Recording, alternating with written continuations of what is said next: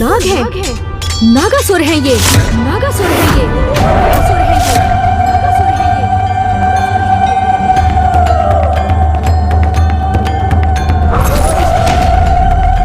हाँ पुत्र गणेश, देवी नकुला इस प्रकार तब ही उत्तेजित होती है जब उन्हें अपने निकट सर्पों और नागों का आभास होता है।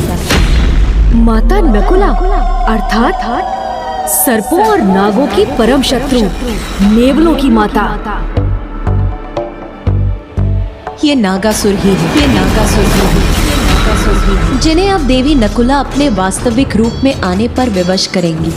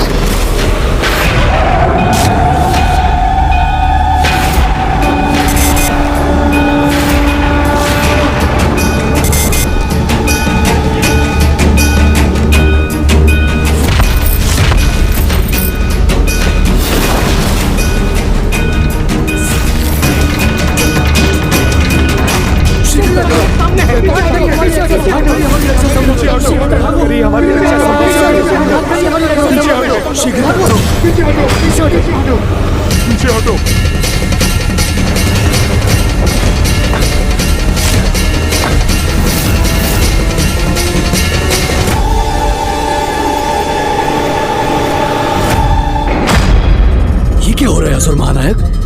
ये महादेव रूपी योद्धा अनेकों देवियों को पराजय की ओर धकेल रहे थे।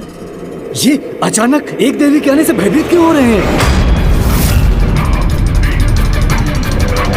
ये भटकाव अभी समाप्त नहीं होना चाहिए, अन्यथा मैं गणेश जी को अपने निकट स्थित करने के उद्देश्य में कैसे सफल होऊंगा?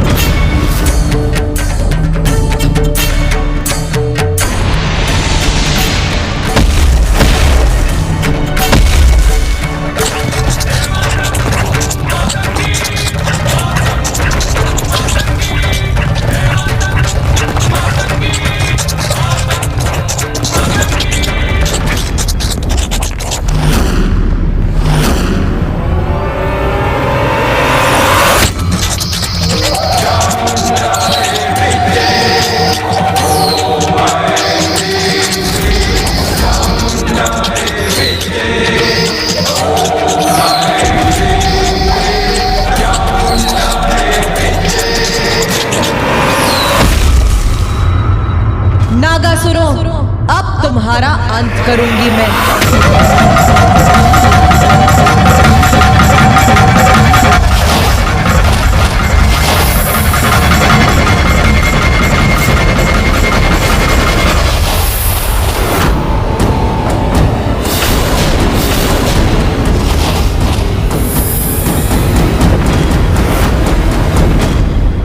ये तो कामरूपी नागासुर है।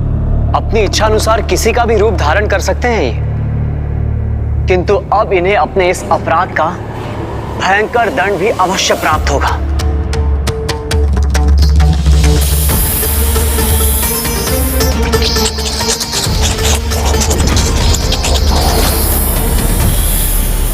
मेरे नागासुरों को पराजित करना इतना सरल नहीं होगा।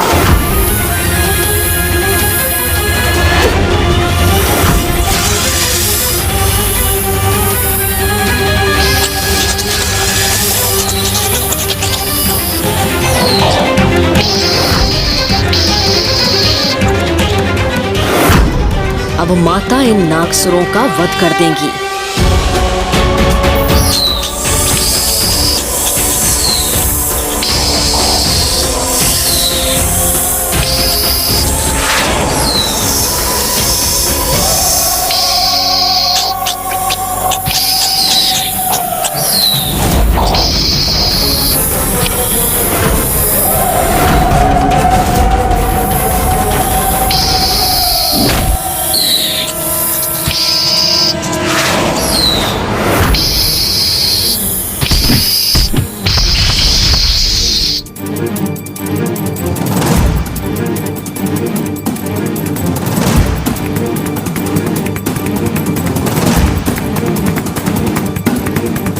असुर महानायक, हमारे नागासुर तो इन देवलों का सामना नहीं कर पाए। अभी नागासुरों का अंत नहीं होने दूंगा मैं, क्योंकि अभी कुछ समय के लिए मुझे इनकी आवश्यकता है। नागपुत्रो, नागपुत्रो,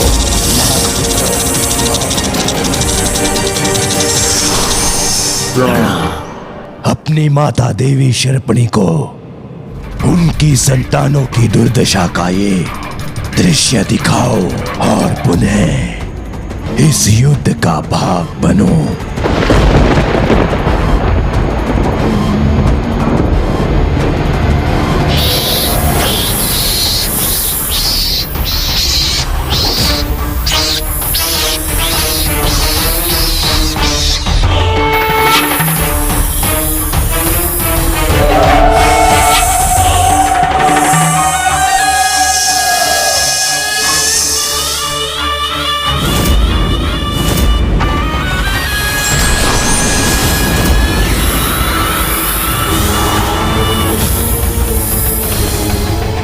नागासुरों, तुम्हारी मृत्यु तुम्हारी प्रतीक्षा कर रही है।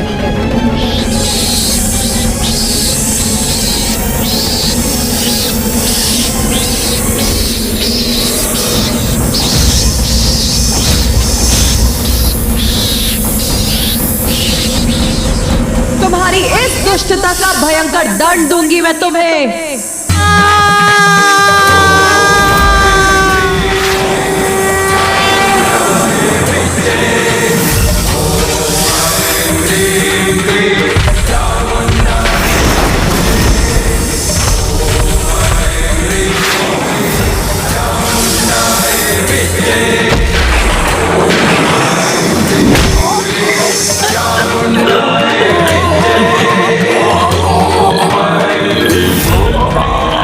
रुक जाओ।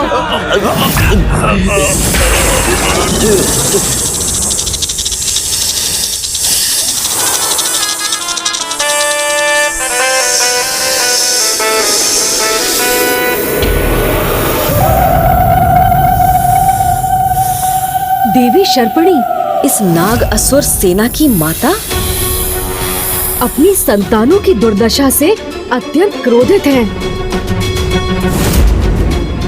देवी शर्पिणी इतनी विशालकाय है कि इनसे युद्ध करना और इन्हें पराजित करना तो अत्यंत कठिन है।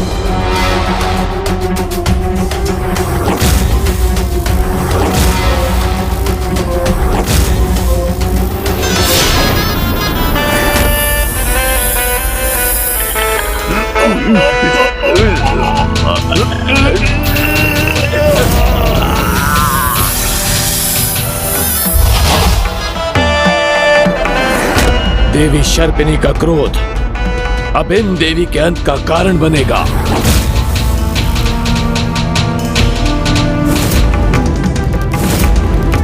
मेरी संतानों को और हानि पहुंचाने का दुस्साहस भी मत करना। इन्हें इनके काल से भेंट करने से अब कोई नहीं रोक सकता।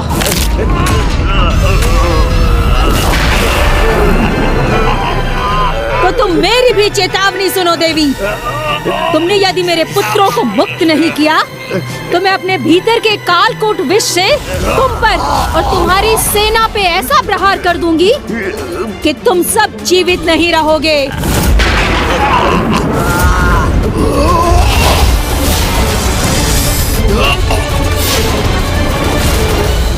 तुमने मेरी चेतावनी भी नहीं सुनी, तो लो अब मेरे कालकूट का प्रहार सहो।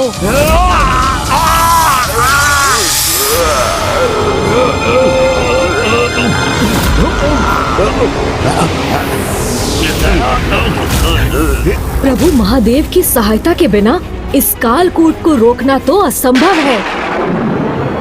फिर माता नकुला उसका सामना कैसे करेंगी? अब यहाँ जो भी हो, वहाँ मेरा अनुष्ठान अवश्य संपन्न होगा। दंतं चतुर्हस्तं पाशं कुशधारिणं रदं च वरदं हस्ते बिभ्राणं कुशध्वजम् रक्तं लम्बोदरं शूर्पकर्णकं रक्तवाससं रक्तगन्धानुलिप्ताङ्गं रक्तपुष्पैः सुपूजितम्। मेरे द्वारा यज्ञ में समर्पित आहुति और मेरे पाठ से श्री हल्दी गणेश श्री गणेश जी के रूप में साकार होने ही वाले हैं।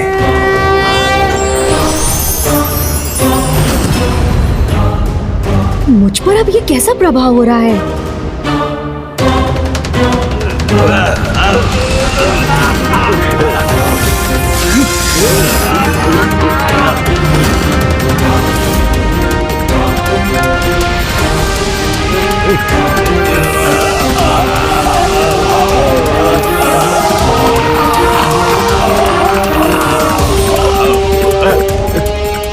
हलाहल के समान ही विशैला सर्वनाशी है ये कालकूट विष। ये विनाशक विष देवियों तक पहुंचकर उनका कोई अहित करे, इसके पूर्व इसे रोकना ही होगा। किंतु पुत्र गणेश ने सर्वथा उचित कहा था, संसार के हित में हलाहल विष को अपने कंठ में धारण करने वाले एकमात्र प्रभु महादेव ही इस कालकूट विष का सामना कर सकते हैं। हे प्रभु, हे महादेव, अब तो एकमात्र आपका ही आसरा है। हलाहल विष के समान इस कालकूट विष के संकट को दूर करने की कृपा कीजिए। नंदी जी, स्वामी की ये मधुर मुस्कान मुझे ये ज्ञात करा रही कि श्री माता ललिता और उनकी संपूर्ण सेना कालकूट विष का सामना करने के लिए सामर्थ्य है।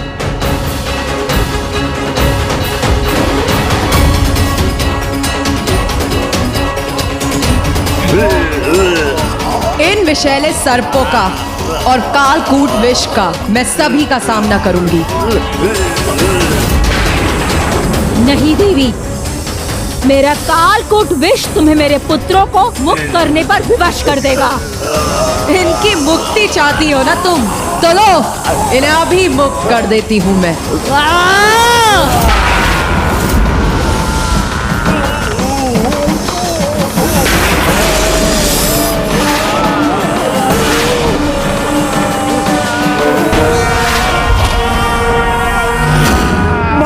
माता, हम अपने आप को बचा नहीं पा रहे हैं। माता, बचाइए हमें। माता, हमें बचाइए। माता, कालकूट विष हमें भी नष्ट कर देगा। बचाइए माता, माता, माता बचाइए।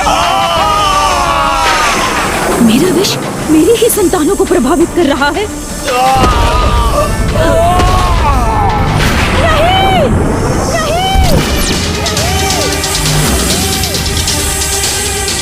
नहीं, नहीं, मेरे ही विष से मेरे पुत्रों की दुर्गति की तुमने। अब तुम अपनी दुर्गति के लिए तैयार हो जाओ।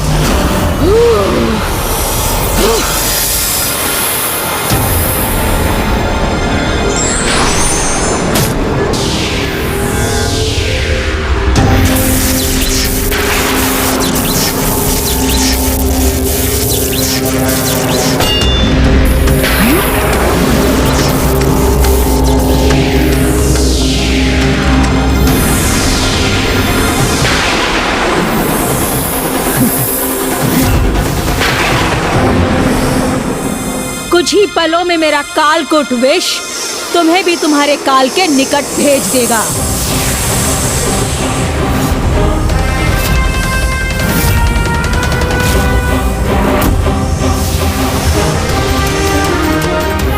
शीघ्र कोई उपाय न सूझा तो माता नकुला और हमारी सेना इस कालकूट विष से प्रभावित होने लगेंगी। ये अत्यंत भयंकर कालकूट विष जिसका भी स्पर्श करेगा उसी में समाहित होकर उसके संपूर्ण अस्तित्व को ही मिटा देगा।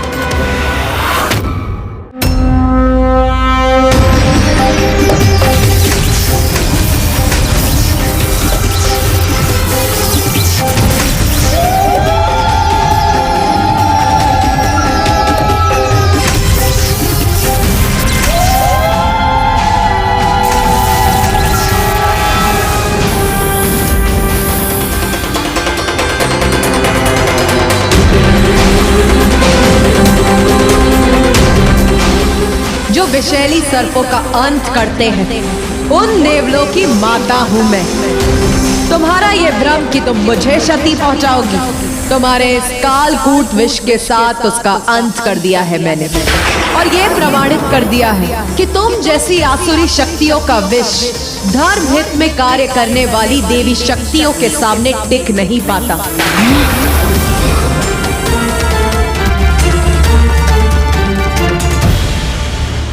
अब शर्पणी देवी के अंत का समय आ गया है। ओम गण गणपते नमः। किंतु अब भंडासुर अपने अनुष्ठान से एक और संकट उत्पन्न कर रहा है।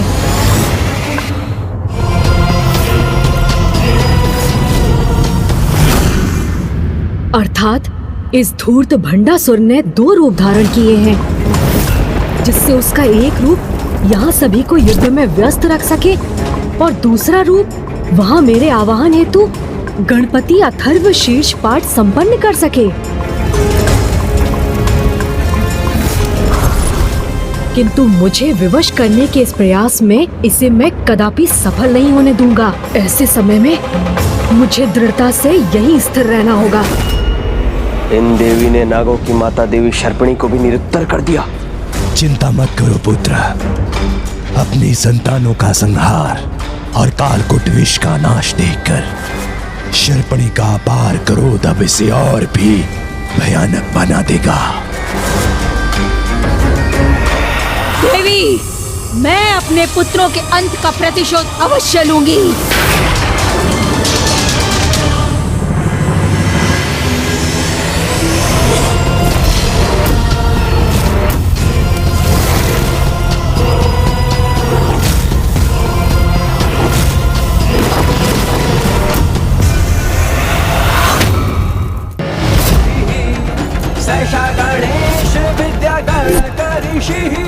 आज के युद्ध की समाप्ति के पूर्व मैं आपको यहाँ आने पर विवश कर दूंगा। भंडासुर के पाठ के प्रभाव से दूर रहना होगा मुझे। भंडासुर की पूजा के कारण पुत्र गणेश का विचलित होना मुझे भी व्यथित कर रहा है। तुमने मेरे पुत्रों को, मेरे कालकूट विष को नष्ट किया ना, किंतु मुझे नष्ट नहीं कर पाओगी।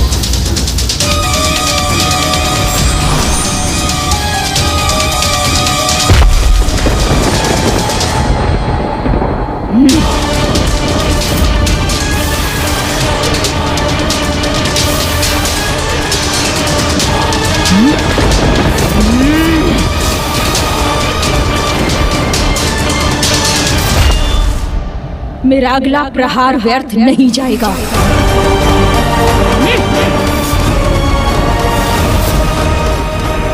नहीं शर्पिणी, अब जो व्यर्थ नहीं जाएगा वो मेरा प्रहार होगा।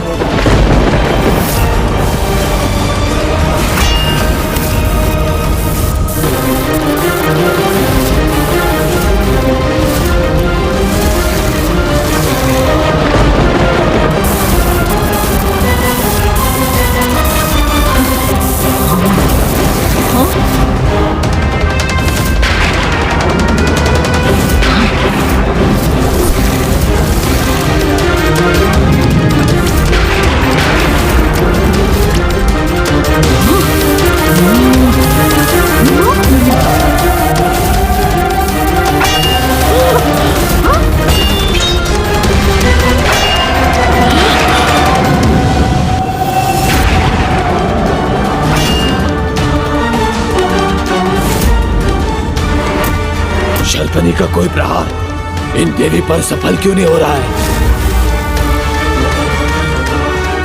देवी नकुला का बार बार शर्पणी को आहत करना अवश्य इस युद्ध में उनकी भावी विजय का ही संकेत है।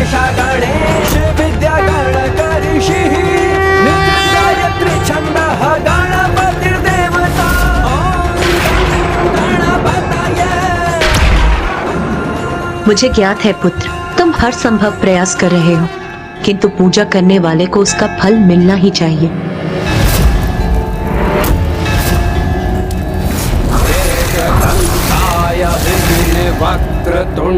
किंतु माता, मैं यदि भंडासुर के पास जाने के लिए विवश हो गया तो मुझे क्षमा कर दीजिएगा।